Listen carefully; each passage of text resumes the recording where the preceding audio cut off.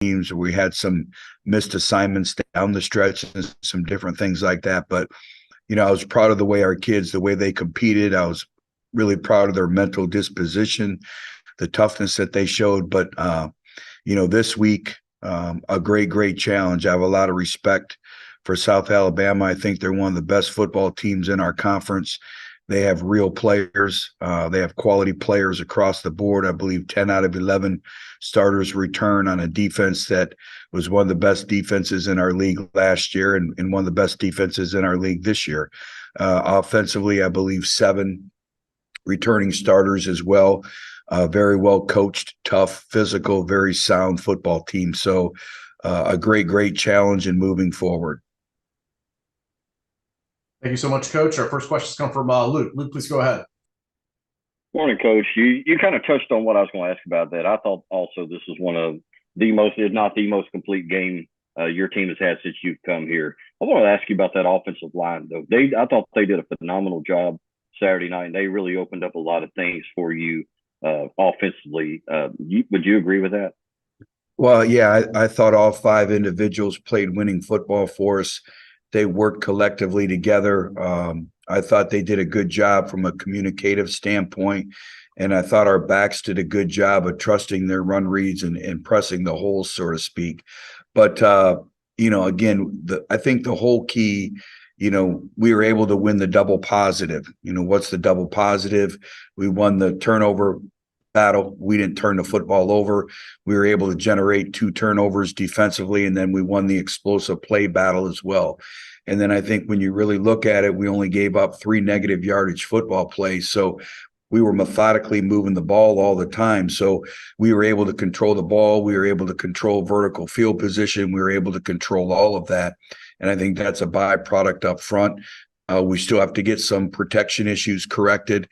There's a couple of times where they could have had a sack, and Jalen did a good job of really escaping and making some plays with his legs. But for the most part, I thought that group played winning football. You touched a little bit on South Alabama. What is it about them that really stands out to you? Everything. As talented of a football team as we faced. Defensively, they're violent. They do some different things schematically. They sit on routes in the back end. They're very talented, very physical, violent football team. Offensively, big play capability. One of the best running backs, really one of the best running back tandems in our conference. Big and physical up front. And they're very well coached in all 3 phases. So it's going to be a great challenge. And then, you put that challenge on top of having to go to Mobile as well. That just makes it that much harder. All right, we'll go over to Jeremy. Hey, Coach, kind of a maintenance question, and then maybe a follow-up from that. What's the status on Malik Straker? Well, he'll be suspended for the first half because of the targeting rule, and then he'll be available for the second half. Is there any plan to appeal that? And if so, would there be any chance to get it? Yeah, no, we won't appeal that. And again, it's all about player safety, and I understand it moving forward. And he'll serve that first half suspension, and then he'll be ready to go for the second half. And does that have any bearing on your game plan going up against South Alabama? No. Cam Jeffries played a lot of football for us, so he'll step in place of Malik, and he's done some good things, and they were basically getting to a point where they were splitting reps anyways. So that shouldn't make any difference.